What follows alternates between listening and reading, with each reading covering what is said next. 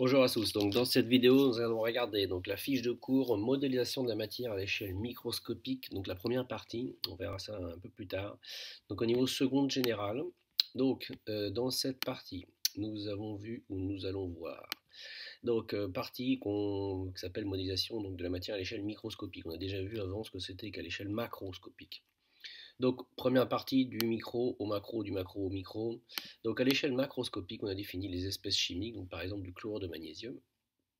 À l'échelle microscopique, donc on va définir ce qui s'appelle les entités chimiques, qui peuvent être donc des atomes, par exemple représentés par le C, des molécules que vous connaissez tous, H2O, ou alors des ions ou des ensembles d'ions, donc par exemple des ions Mg2+, les ions magnésium, les ions chlorure, Cl-, que vous avez tous déjà vu. L'électroneutralité de la matière est une chose qui est très très importante.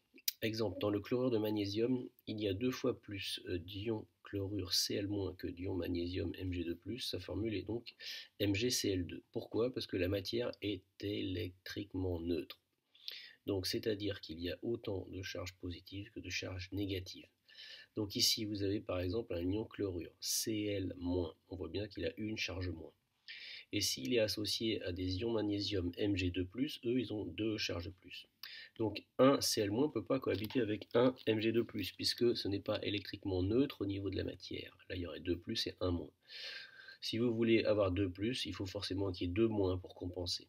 Et 2 moins ici, si dans Cl- il n'y en a qu'un, ça veut dire qu'il faut en prendre 2. Donc c'est pour ça que dans la formule, ici, il y a MgCl2. Pourquoi? Ça veut dire qu'il y a un Mg2+, un ion Mg2+, est associé à 2 ions Cl-. Pour compenser, donc les 2 charges plus doivent être compensées par 2 charges moins. Et si dans l'ion chlorure Cl-, il n'y a qu'un moins, il faut en prendre 2. Donc une espèce chimique désigne un ensemble ou une collection d'un nombre très élevé d'entités chimiques. On a fait des calculs dans les activités pour montrer qu'on était autour de 10 puissance 23, 10 puissance 24 donc entités dans ce qu'on appelle les espèces chimiques. Un atome est une entité électriquement neutre. Un ion est une entité chargée. Un ion chargé positivement est un cation, un ion chargé négativement est un anion. Un assemblage compact et ordonné de cations et d'anions, dont les charges positives et négatives se compensent, constitue un composé ionique. Donc en gros, ici, ce que je viens de vous raconter tout à l'heure, ça veut dire que MgCl2 est un composé ionique qui est électriquement neutre, même s'il est constitué d'espèces qui sont chargées négativement et d'espèces qui sont chargées positivement. Mais s'il est électriquement neutre, encore une fois, je me répète, c'est que donc il faut pour cela qu'il y ait une compensation entre les charges positives et les charges négatives. Un assemblage d'atomes en nombre limité constitue une molécule, ça c'est ce qu'on verra un peu plus tard dans l'année. Des exemples, donc vous avez par exemple du fer, si vous prenez un morceau de fer, c'est constitué d'atomes de fer, ici, toc, toc, qui sont reliés les uns à côté des autres, bien positionnés sur un cristal. Vous avez le chlorure de sodium, donc qui est un composé ionique ici de formule NaCl. Alors ça se voit pas très bien sur la vidéo, sur la photo là ici, mais en fait les Na sont Na+ et les Cl sont Cl-. Donc vous avez 1 plus sur Na+, 1 Cl sur -, sur Cl-. Donc ici vous avez bien 1 Na et 1 Cl, puisque si vous avez un Na+ et un Cl-, vous avez bien le plus qui est compensé par le moins. Donc dans ce cas-là, ça colle. La caféine est une formule, on dit ici C8H10N4O2, donc ça c'est une molécule constituée donc en nombre limité d'atomes. Alors on va commencer par définir l'atome et son noyau. Alors, le noyau, comme on l'a déjà vu dans les prérequis, l'atome au centre, donc il y a un noyau. Le noyau concentre la masse et l'identité de l'atome. Donc ici, vous avez la représentation, vous pouvez voir selon différents manuels, différentes images. Vous avez au centre donc le noyau, constitué de nucléons. Ces nucléons sont les protons et les neutrons, comme on l'a déjà vu dans les prérequis. Autour, il y a ce qu'on appelle un nuage ou un cortège électronique constitué de charges qui s'appellent les électrons, chargés négativement.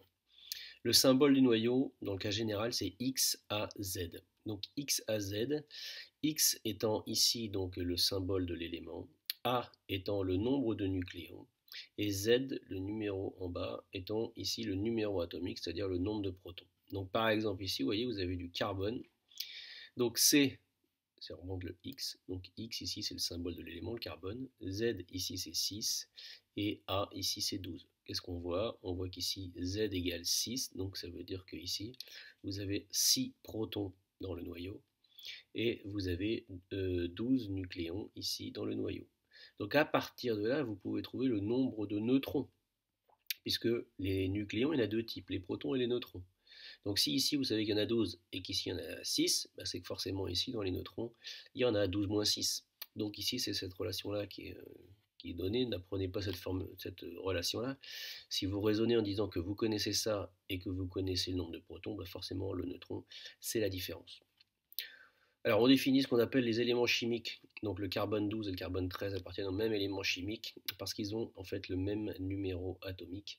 Z égale 6 ici. Donc en gros, pour dire les choses autrement, si vous voyez 6 en bas ici, ce sera forcément associé à du carbone C. Et inversement, si vous avez du carbone, ce sera forcément associé donc au numéro atomique 6. Le nombre de nucléons peut varier ici, vous voyez, entre 12 et 4. Et ça définit toujours donc ce qu'on appelle des isotopes, c'est-à-dire qu'ils ont des nombres de nucléons différents, donc en fait des nombres de neutrons différents, mais toujours le même nombre de protons. Donc en fait le nombre de protons, donc c'est pour ça qu'il est marqué ici, caractérise l'identité de l'atome, parce que ici en fait les protons sont bien dans le noyau. Et c'est ces nombres de protons dans le noyau qui caractérisent donc l'élément ici le carbone.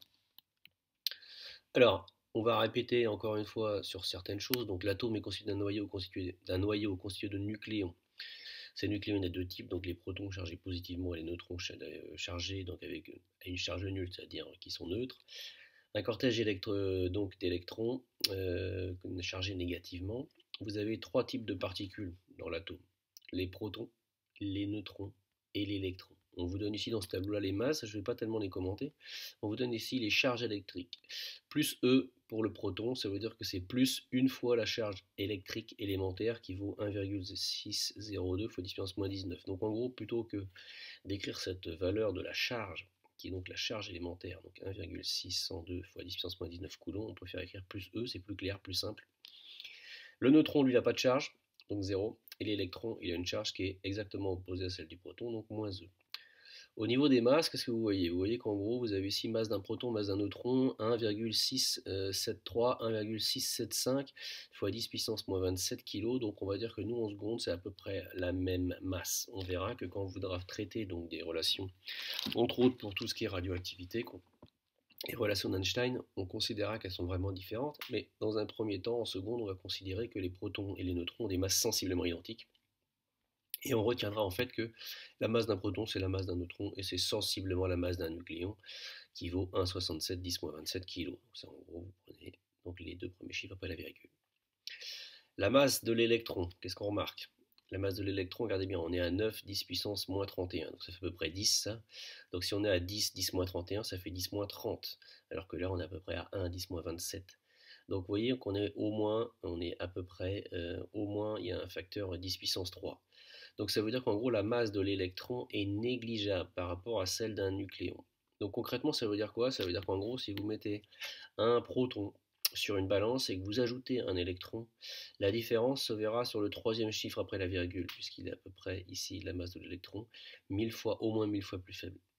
Donc en gros, en seconde, on approximera la masse de l'électron, donc on dira qu'elle est négligeable par rapport à la masse du nucléon, et vous allez voir que ça va avoir des conséquences après sur la masse de l'atome. L'ordre de grandeur de la taille d'un atome, donc 10 puissance moins 10 mètres, ici. Donc si vous prenez en comptant le nuage électronique, et donc l'ordre de grandeur donc, du noyau d'un atome, c'est-à-dire ici au centre, 10-5, 10-15 mètres. Donc on voit bien que sur ce dessin-là, c'est pas à l'échelle bien entendu. Si on voulait être exactement à l'échelle, ça veut dire qu'il faudrait qu'on dessine un noyau sur cette image-là, qui soit 10 puissance 5 fois plus faible que ici, donc qui soit beaucoup, allez, 10 puissance 5 ça fait 5 zéros, hein, donc ça fait 100 000 fois plus faible. Donc c'est bien sûr pas très lisible si jamais un manuel se mettait à le faire. Donc ne perdez pas donc ces ordres de grandeur là en tête, plutôt gardez en tête ces ordres de grandeur, excusez-moi. Pour ce qui est du cortège électronique, un atome contient Z électrons. Alors pourquoi il contient Z électrons? On va refaire très vite parce que dans les devoirs généralement vous allez souvent vite. Pour dire qu'un atome contient Z électrons, il faut dire que vous avez donc la représentation ici donc, du noyau. Je vous rappelle que c'est la représentation du noyau. Donc Z ici c'est le nombre de protons. Donc par définition Z est le nombre de protons, mais vu qu'un atome est électriquement neutre, il comporte autant de protons que d'électrons. Donc s'il y a Z protons, il y a Z électrons. La configuration électronique rend compte des niveaux d'énergie occupés donc par les électrons d'un atome. Les électrons sont répartis en couches et sous-couches. Voilà. On vous définit ici par exemple pour le néon. Le néon, on vous dit Z égale 10. Donc s'il a 10, l'atome, hein, il a 10 protons, donc 10 électrons qu'on doit répartir dans des couches. Vous avez des couches qui sont les couches ici 1, 2 et 3 au niveau seconde. Donc vous avez 3 couches, 1, 2 et 3. Mais chacune de ces couches est divisée en sous-couches, qui peuvent être donc les sous-couches S et les sous-couches P. Donc ici par exemple dans la représentation, vous avez 1 S2, 2 S2, 2 P6. Donc on retrouve bien ici 2 et 2 et 6, ça fait bien 10, on retrouve bien les électrons.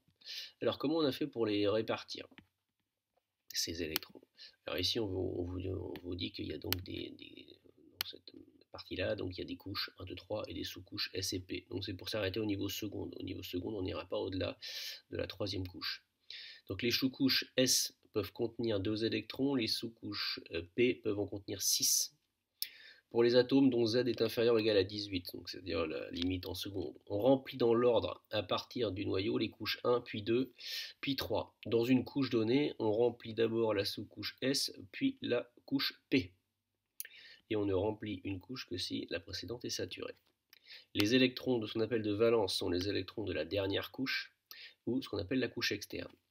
Alors ici, concrètement, si je prends cet exemple, et il va y en avoir plusieurs, ici, je prends, la dernière couche remplie. Donc si je prends la dernière couche remplie ici, vous voyez bien que la dernière couche remplie, on a de la couche 1 et la couche 2. Donc la dernière couche remplie, c'est la couche ici 2. Donc vous avez la sous-couche S et la sous-couche P. Donc dans ces deux sous-couches qui contiennent donc la couche 2, vous avez 2 plus 8. 2 plus 6, pardon, ce qui fait 8 électrons de valence, ou 8 électrons donc, qui sont présents sur la couche externe. Je ne compte pas les électrons qui sont dans la couche S, puisque la couche 1, pardon, parce que ici, cette couche n'est pas une couche externe, puisque ici la couche externe, le dernier numéro occupé, c'est le numéro 2. Alors ensuite, on vous dit que donc les Z électrons se répartissent ici en couches, donc ça c'est une autre manière de vous représenter les choses. Donc, couche et sous-couche. Vous commencez par 1S, ensuite vous faites 2S, 2P, 3S, 3P, 3D, si jamais vous en avez besoin. L'ordre de remplissage, c'est celui qui est marqué là. 1S, 2S, 2P, 3S, 3P, etc. Exemple, pour le soufre, on vous dit Z égale 16. Donc, la configuration électronique, on la donne ici 1S2, 2S2, 2P6, 3S2, 3P4. Donc, c'est un autre exemple. Si vous comptez tous les électrons, 2 et 2, 4 et 6, 10 et 2, 12 et 4, 16. Donc on retrouve bien les 16 électrons, ils sont bien répartis. On a bien mis donc capacité maximale, n'oubliez pas S, 2 électrons, P, 6 électrons. Et donc pour les électrons de valence, vous prenez la dernière couche remplie. Donc là vous voyez qu'on a la couche 1, la couche 2 et la couche 3. Donc ici la couche 1 et la couche 2 sont des couches qu'on appelle internes. Elles ne participeront pas aux propriétés du matériel de l'atome. Vous avez la dernière couche remplie qui est la couche 3. Donc dans cette couche 3 ici, vous avez les sous-couches S et P qui sont occupées. Donc ici avec 2 pour la sous-couche S et 4 pour la sous-couche P. Donc ici en tout, ça fait 2 plus 4, 6 électrons de valence. Ensuite, le tableau périodique. Donc on a vu ici qu'un élément chimique est caractérisé par son numéro atomique Z. Par exemple, c'est pour ça que donc, un atome de cuivre et un ion cuivre 2 Cu2+, correspondent au même élément. Alors, correspondent au même élément, comme on l'a déjà vu et comme on va le revoir, un ion Cu2+, donc en fait, c'est un atome de cuivre auquel on a enlevé 2 électrons. C'est pour ça qu'il est 2+. On lui a enlevé 2 charges moins, donc il est chargé 2+. Mais on n'a pas touché au noyau. On enlève, quand on fait les ions, on enlève ou on ajoute des électrons, mais on ne touche pas au noyau. Donc si on ne touche pas au noyau, on ne touche pas au nombre de protons, donc au numéro atomique. Donc c'est pour ça que l'élément chimique est caractérisé par le numéro atomique. Donc quand vous rangez ces éléments chimiques, vous les rangez par Z croissant dans un tableau qu'on appelle le tableau de Mendeleïev. Et donc vous avez fait apparaître ici dans ces activités-là donc un bloc S. Donc le bloc S, je vous rappelle, dans le bloc S ici, on pouvait mettre 2 électrons, donc ici c'est pour ça qu'il y a 2 colonnes. Et dans le bloc P, 1, 2, 3, 4, 5, 6 colonnes. Vous avez ici les couches, 1, 2 et 3. Donc ici vous avez la couche 1, ligne 1. Donc ici, il n'y a qu'une sous-couche, qui est la sous-couche S. Alors ici, il y a la petite exception avec l'hélium qui, au lieu d'être ici, se place dans la dernière colonne, la 18e. Vous remarquerez ici que vous avez la sous-couche, la couche numéro 2 et la couche numéro 3, donc ligne 2, ligne 3. Ici, vous avez donc la sous-couche S, la sous-couche P pour les deux couches 2 et 3. Qu'est-ce qu'on remarque d'autre? On remarque aussi que les colonnes sont numérotées 1, 2, et on passe à 13, 14, 15, 16, 17, 18. Là, bien sûr, vous êtes sur une représentation du tableau périodique qui est restreinte, c'est pas la vraie. Dans la vraie, ici, entre la colonne 2 et la colonne 13, il n'y a pas une erreur, il y a bien 10 colonnes qu'il faut rajouter, mais qui ne sont nécessaires que si en gros on arrive aux couches 4. Donc ça apparaîtra plus tard dans vos études. Mais en gros, retenez que pour les 3 premières couches ou les 3 premières lignes, n'oubliez pas ici qu'entre la colonne 2 et la colonne 13, dans la vraie répartition, en gros là, il n'y a pas tous les éléments qui existent sur Terre, il y en a beaucoup d'autres. Et pour faire apparaître ces autres éléments, il faut faire apparaître d'autres couches. Et donc dans ce cas-là, quand on fait apparaître d'autres couches, on fait apparaître aussi d'autres colonnes qui sont la colonne 3, 4, 5, 6, 7, 8, 9, 10, 11 et 12. Alors ensuite, quoi d'autre? Vous remarquez ici que, ici par exemple, quand vous passez du sodium au magnésium, ou alors du lithium au beryllium, vous avez une configuration électronique 1s2, 2s1. Ici, 1s2, 2s2. Donc on ajoute un électron. Et on l'ajoute ici sur la sous-couche S, puisqu'on est dans le bloc S. Ensuite, ici, on ajoute un électron. Mais vu que ici, la sous-couche S est saturée, on passe à la 2p et on met un électron, on ajoute un. Ensuite, on ajoute 1 pour obtenir 2p2, on ajoute 1 pour obtenir 2p3, etc., etc. On peut très bien aussi le faire avec la couche 3. Ici, on passe de 3s1 pour le sodium au magnésium, 3s2, la sous-couche S étant saturée, on fait apparaître 3p1. Et cet électron qu'on vient de faire apparaître, on le met dans la sous-couche P. Et donc là, vous remarquez ce tableau-là, je le trouve relativement bien fait. Pourquoi? Parce que ils ont mis en couleur ici donc la couche externe ou la couche de valence. Donc pour trouver en gros le nombre d'électrons de valence, vous avez juste à compter le nombre d'électrons qu'il y a donc sur les sous-couches impliquées dans les couches colorées. Donc par exemple ici en vert, coloré vert, donc là ça c'est la couche externe, vous avez ici 3 électrons de valence. Ici, vous en avez 2 plus 2, 4. Remarquez une petite correspondance, 4 électrons de valence, 14e colonne. 2 plus 3, 5, 15e colonne. 2 plus 4, 6, 6 électrons de valence, 16e colonne. En gros, le nombre d'électrons de valence correspond ici au chiffre des unités de la colonne. Dernière chose importante, donc les électrons de valence, c'est ce que je vous disais ici, hein. 1 électron de valence, première colonne, 2 électrons de valence, deuxième colonne, 3, 4, 3, 4, 14, 5, 15, 6, 16, 17, 7. Bon, je vais refaire un exemple ici. Par exemple, ici, vous avez 2 et 4, 6. 2 et 4, 6. Donc là, que ce soit l'oxygène ou le soufre, ils ont bien 6 électrons externes. Et ils sont dans la 16e colonne. Une colonne un peu particulière, c'est ce qu'on appelle la famille des gaz nobles. On le reverra plus tard, on va voir que ces gaz nobles ont des propriétés particulière du fait que leur structure électronique ici, donc ici si vous prenez la dernière couche remplie, elle est saturée. 1s2, 2s2, 2p6, 3s2, 3p6. Donc ça va leur configurer une absence totale de réactivité. Et donc on reviendra à ça plus tard. Donc c'est ce qu'on appelle la famille des gaz nobles. Enfin, dernière chose, famille chimique, les éléments d'une même famille chimique appartiennent tous à la même colonne du tableau périodique. Donc ça veut dire qu'ici par exemple vous avez l'hydrogène, le lithium et le sodium appartiennent à la même famille, le beryllium et le magnésium à la même famille, l'oxygène et le soufre à la même famille, le fluor et le chlore à la même famille, et enfin bien entendu la famille des gaz nobles, ils appartiennent bien à la même colonne. Et ils ont le même nombre d'électrons de valence et donc des propriétés chimiques communes. Effectivement, on pourra voir ici en faisant un TP que par exemple l'élément chlore et l'élément fluor ont tous 7 électrons sur leur couche externe, 2s2, 2p5, donc ça fait 7 ici, 2 et 5, ici 3s2, 3p5, ça fait 7. Et donc c'est ça qui font qu'ils auront des propriétés chimiques communes. Alors ensuite, les atomes et les ions. Alors, on a vu, nous, ce qu'était l'atome. Donc l'atome avec les neutrons, les protons chargés positivement, les électrons, donc on a vu, on répète, donc un nuage électronique au centre, vous avez un noyau. Donc encore une fois, je répète, hein, là c'est bien sûr pas du tout à l'échelle. Normalement, le noyau ne serait 100 000 fois plus petit que la taille ici, donc de la largeur en gros du nuage électronique. Alors, si vous avez un atome, que vous lui enlevez des électrons, si cet atome perd des électrons, il va former ce qu'on appelle un cation. Donc, par exemple, si vous perdez, alors il y a marqué n électrons, alors vous ne faites pas avoir avec ça. Par exemple, si vous perdez un électron, vous serez X+. Si vous perdez 2 électrons, X2+. Si vous perdez 3 électrons, X3+, etc. Bon, généralement, ça va rarement au-delà de 3. Si jamais cet atome gagne des électrons, il va devenir un anion chargé négativement Xn-. Donc s'il gagne un électron, bah, X-. S'il gagne 2 électrons, X2-, etc. Alors pour ce qui est, donc ça c'est donc la formation des cations et des anions. Au niveau de la constitution, donc ça va être encore des rappels, hein, sur le noyau, sur l'atome, pardon, il est constitué donc d'un noyau et d'un nuage électronique. Le noyau, il a A nucléons, et pour la masse du noyau, c'est sensiblement égal à A fois la masse d'un nucléon. Alors, pourquoi?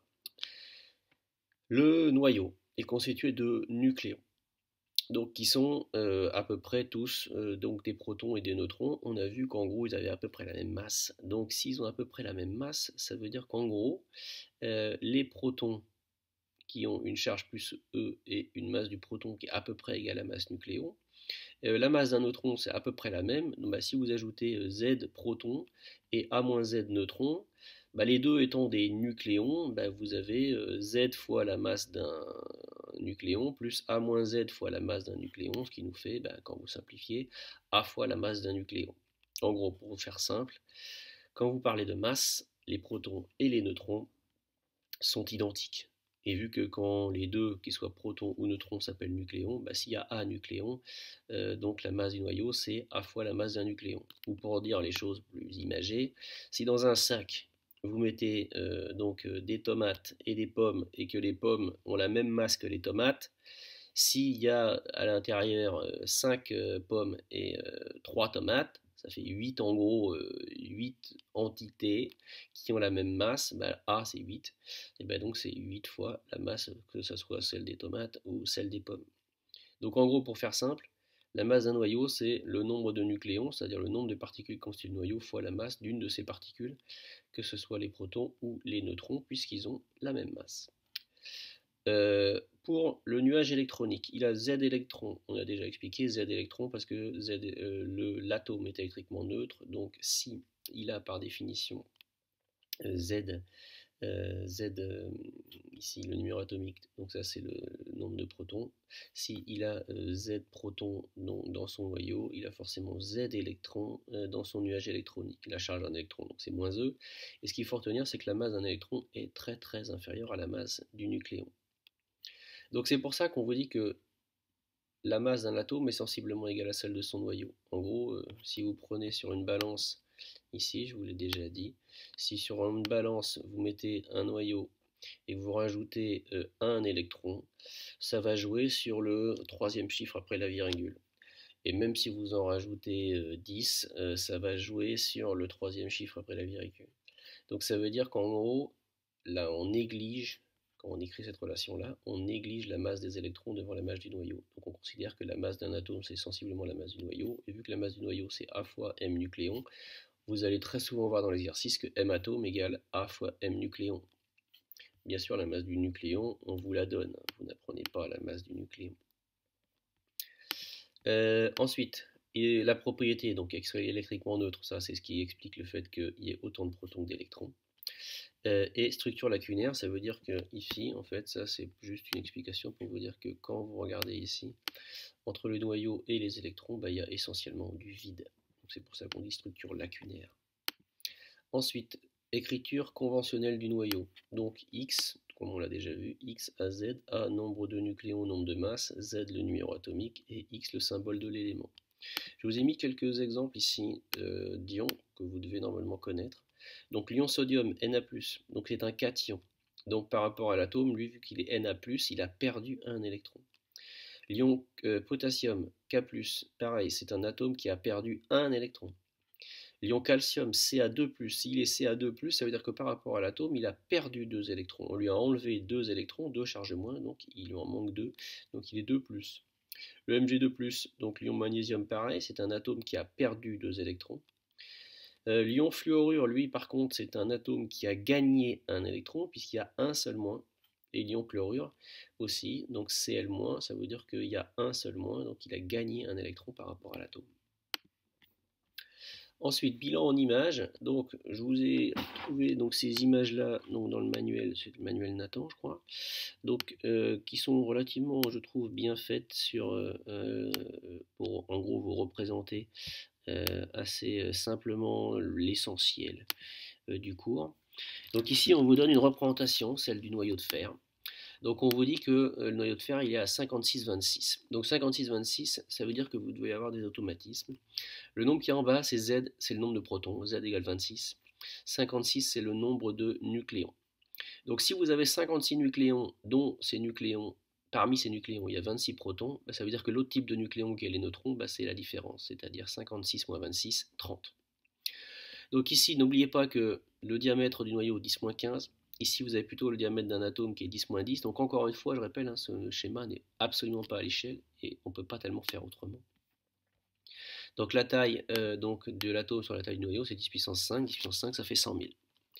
La masse d'un atome est à peu près égale à celle du noyau, donc ça veut dire ici que la masse de cette entité-là, c'est à peu près la masse de son centre en fait, qui est 100 000 fois plus petit. C'est ça qui est assez fou, c'est que l'essentiel de la masse est compris dans quelque chose qui est 100 000 fois plus petit qu'en gros l'ensemble de l'entité qui est l'atome. Et là, c'est dans le noyau. Ensuite, on a représenté ici, donc ils ont représenté ici une boîte donc, de petits pois dans lequel il y a de l'eau et du sel. Donc aussi on vous dit que pour l'espèce chimique qu'est l'eau, donc au niveau macroscopique, vous avez ici donc une molécule, donc ça c'est l'entité chimique qui constitue donc l'espèce chimique. Donc ici vous avez donc des molécules, il y a à peu près un très très grand nombre d'entités qui constituent cette espèce, environ 10 puissance 24 molécules. Pour ce qui est des composés ioniques comme le sel, donc le sel ou le chlorure de sodium, donc ce sont des entités, donc lui c'est l'espèce chimique qui est constituée donc d'entités que sont des cations sodium et des anions Cl-. Et pour que donc ce chlorure de sodium soit électriquement neutre, ici vous avez un Na+, donc une charge plus, ici vous avez Cl-, une charge moins. La formule ici c'est bien NaCl, c'est-à-dire un Na et un Cl, puisque ici vous avez bien un plus qui compense un moins. Donc l'écriture ici, par défaut, on ne met pas les 1, mais ça voudrait dire Na1Cl1. Enfin, pour ce qui est du tableau périodique, ici, donc c'est pour vous rappeler que vous avez des lignes et des colonnes. Donc les numéros de ligne 1, donc couche 1, ligne 2, couche 2, ligne 3, couche 3. Et ici vous avez donc les blocs S, où vous pouvez mettre que 2 colonnes, parce que vous pouvez mettre que 2 électrons dans les sous-couches S, et dans les sous-couches P, vous avez ici normalement 6 colonnes, donc parce que vous pouvez mettre au maximum 6 électrons. Donc par exemple ici, on vous dit pour le chlore, donc vous avez ici donc 17. Donc si vous comptez 2 et 2 et 2, 2 et 2, 4 pardon, et 6, 10, et 2 et 7, 17, vous prenez la dernière couche remplie qui est ici la couche 3. Donc puisqu'on est de toute façon sur le tableau périodique sur la troisième ligne, vous additionnez donc les nombres d'électrons qu'il y a dans les sous-couches S et P, donc vous obtenez 2 plus 5, 7. Et pour l'hydrogène ici, alors lui il est dans la première ligne, donc il n'y a que la couche 1, donc forcément dans la couche 1, il n'y a que la sous-couche S, et il est dans la première colonne, donc il a un électron externe, mais donc il n'y en a qu'un aussi. Donc là cet électron-là, c'est un seul électron externe, et c'est le seul électron qu'il a. Voilà, je vous invite aussi à aller voir dans votre manuel, page 56-57, là, du Hatier, pour revoir d'autres formes de bilan de cours et d'éléments de petits calculs assez simples. Voilà, donc j'espère que cette relecture vous sera utile.